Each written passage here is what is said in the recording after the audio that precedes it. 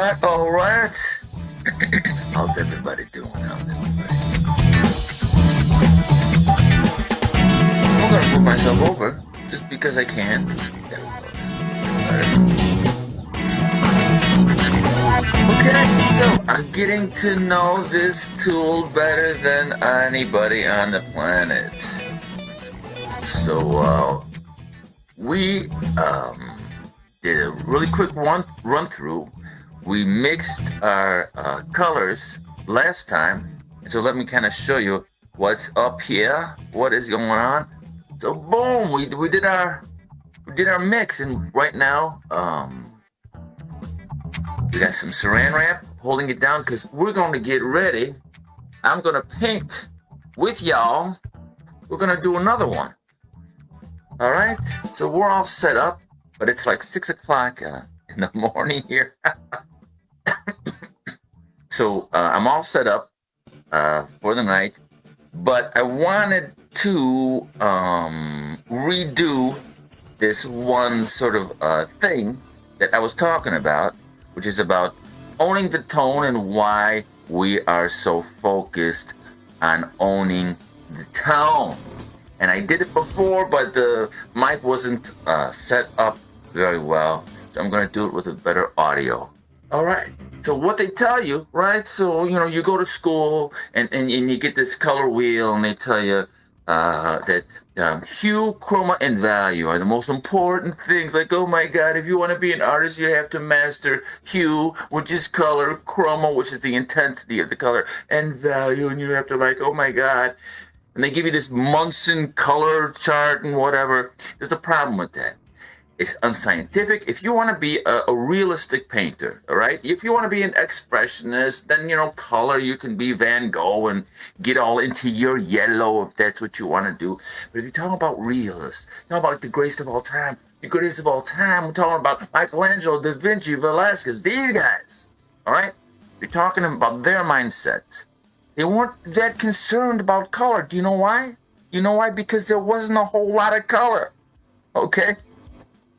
And also, from a science basis, you need to spend 95% of your attention on tone if you're a realistic painter. 95% of your attention on tone. Why 95%? Because the eye, 95% of the eye is devoted towards this acceptance of tonal values and not color, okay? Understand? So hue and chroma only go into that tiny 4%. 96% is owned by the rod. The rod is God because the cone don't see tone. The rod is God because the cones don't see tone, and that's just simple science. Okay? So you don't want to be ridiculous, all right?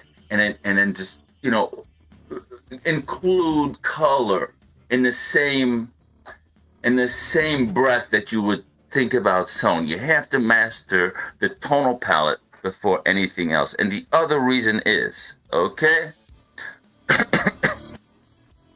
that back in the day, you didn't go to the store and buy a tube of paint.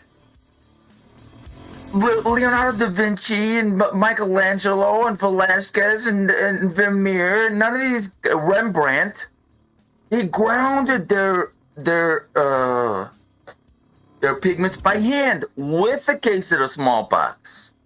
These guys, they use insects and berries and chalk and stone, and in fact, in some cases,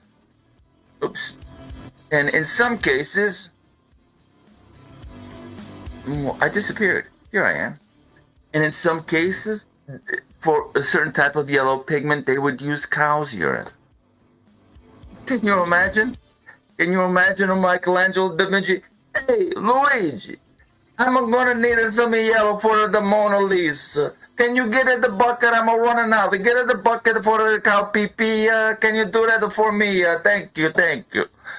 Grazie. And then they would feed the cow a certain type of mango leaf for that special type of yellow. Okay? For that special type of yellow. Now, this isn't me talking. This is the Museum of Fine Arts. So I get so irritated when you see these these goofball, and you see these goofball artists with their, on YouTube, and they're like, I use Alizarinian crimson, phthalo, green, blue, ultramarine, light, because it has that special sort of something, and it's kind. I like this brand because it's creamy. And you know what they're thinking? These guys, they introduce you to their tube of paint, but they don't introduce themselves to a comb, so they comb the hair. These guys,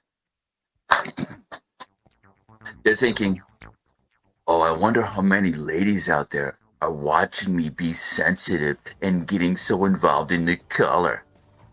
That's what they're thinking. They don't need color, they need a free punch in the face, these guys. Makes me want to puke. Anyways, so that is my rant on why you need to own the tone. Own the tone, and that's what we will be doing.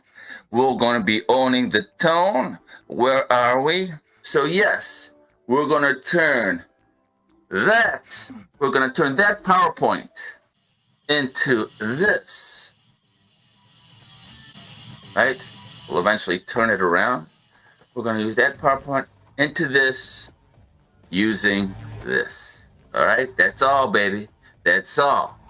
And it's not an easy task, but we're not going to be dealing with color because it's only 4% of the game. If you wanted to make this more of a skin tone thing, you'd go burnt umber as your background, and then you can lay the color on the top. All right. Well, thanks for watching, man.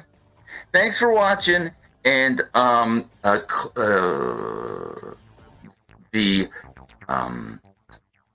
if you want to sign up for the class, it's in the link. I hope I put it in the link. It's like 6 a.m. here. I think I put it in the link.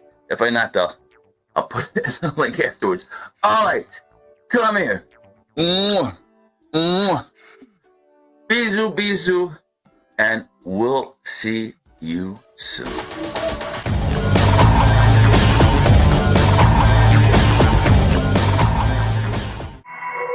This is the classical artist hidden method for executives.